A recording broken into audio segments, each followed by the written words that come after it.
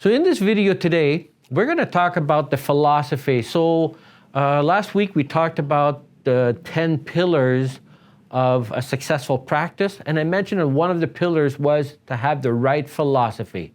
So today we're going to dive a little bit deeper as to what it means to have the right philosophy.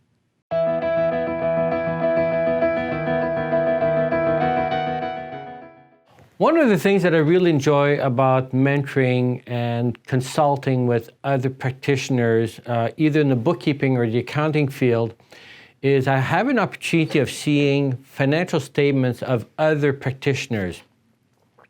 And the thing that has always impressed me or puzzled me to some degree is to what degree that despite how knowledgeable they are, the financial success that they're getting may not reflect how knowledgeable they are. So I've seen financial statements of practitioners who are far more brilliant than I am in taxes, accounting, and auditing, and even in the bookkeeping world where they have unbelievable access to tremendous, powerful software and using it far better than I do, and yet are not producing the kind of profit and working far more hours than, say, I would. And it was always interesting to see how from practitioner to practitioner, the knowledge they had did not necessarily reflect in the hours they were working and the profitability that came out of that. And with that, and I had also noticed that in my clients in my accounting practice, where I would have certain electricians that were doing extremely well while others weren't doing quite so well, despite working in the same industry, same city, same environment, and some of them would thrive and others didn't. And that kind of put me on a quest now to find out why is it that some organization and some enterprises really thrive while others not so much. And it was also true that I figured for practitioners, I would be willing to bet when I was first researching this, that there were certain practitioners who were doing well and some that weren't. One of the things that became quite clear was philosophy. Is the philosophy that people had regarding how they thought through work, through their business, and just life. Every now and then, I'm asked to make presentations at universities or colleges about the profession of becoming an accountant. And they often ask me to also expand on what it's like to be in practice. And I always talk about how accounting is a tremendous profession to go into, and public practice, I still think, is one of the best ways to make a living as an accountant. And the question that often comes out of those forums from the students was, especially given that they often knew that I had grown my practice from a sole lone wolf to about 60 people, is what was the secret to the success? And it's always a hard question to answer because it's not just one thing. But I think what the catalyst that really got me going in the right direction is the day I realized just how ignorant I was and how stupid I was, but also realized there's a lot of people out there way smarter than I am who already have figured it out how to do it, so why not pick their brain and figure that out? So that got me going into now researching a lot more what was the difference between the people who had success versus the people who did not. And one thing that I had learned is to learn to work on myself, to just concentrate on just improving my knowledge in all areas, whether it be taxes, accounting, audit, software for better bookkeeping, and so on and so forth. That was part of it. But the other part was also to learn how to run a better business as a whole or a better practice. So one of the best ways to learn to do that is books. So I've showed a few books on our table at the start. So some of these books will be discussed at further sessions that we're going to be doing. And I'm going to be talking about all these different books that I've read and the value that some of them have to encourage you to read these books. The other thing are seminars. There are tons of great seminars out there.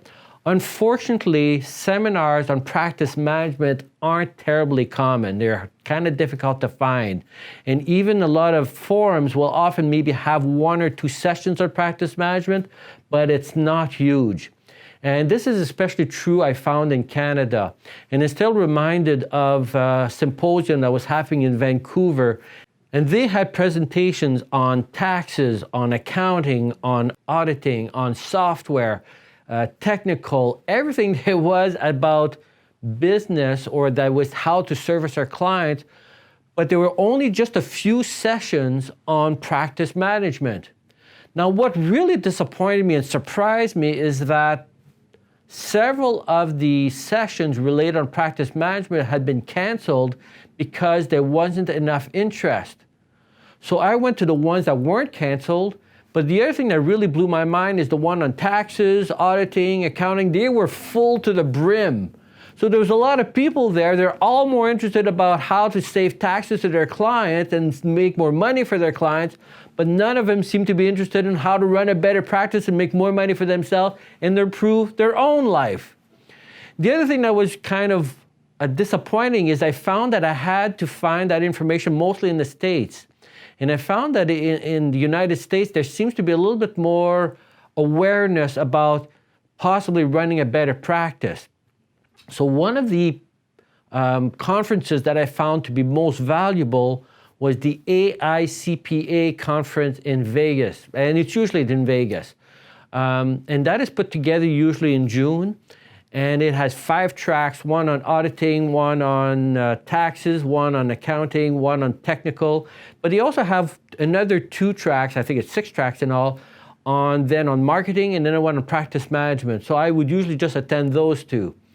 And it was phenomenal. And the other thing that I really enjoyed about the symposium that they had in Vegas is that there's something like 1,400 accountants going to that thing, all in practice.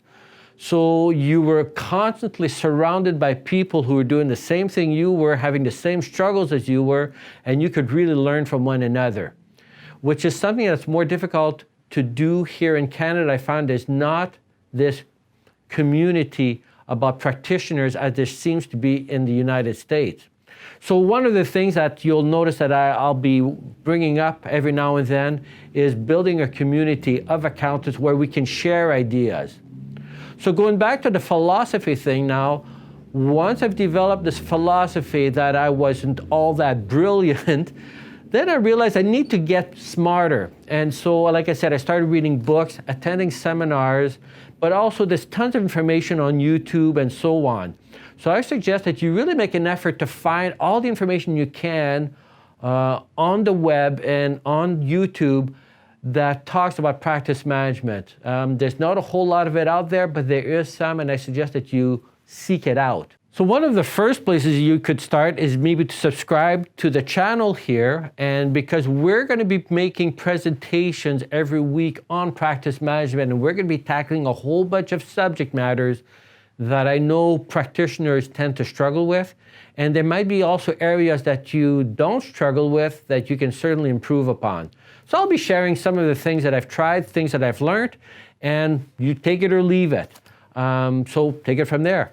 So another thing that's really important is for practitioners, once you've really made a priority of working on yourself, to also then learn to work on your practice rather than in your practice. So most practitioners, if you were to look at their time, they're spending all their time servicing their clients and basically being an employee of their own practice. And they're spending very little time, effort, and concentration on running a better practice, so working on their practice.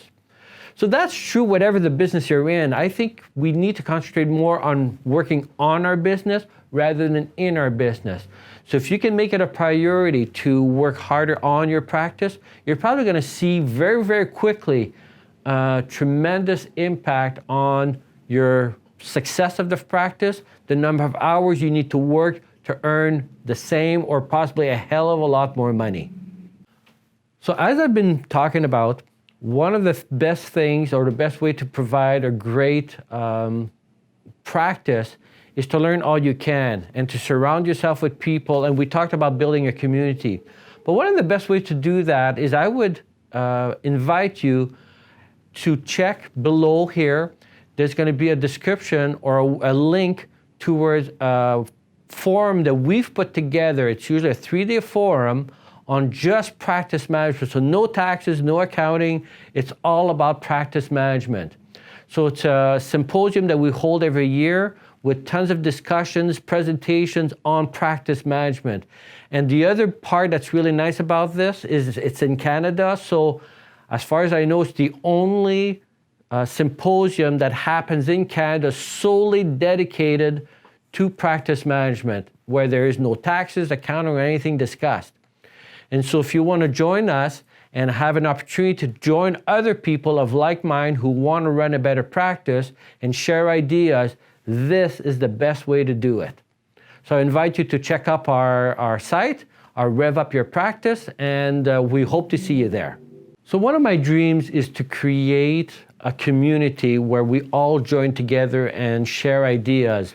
So that's why we've created a LinkedIn group, a community where people can share ideas. And so Angelica will tell you how to join this LinkedIn group.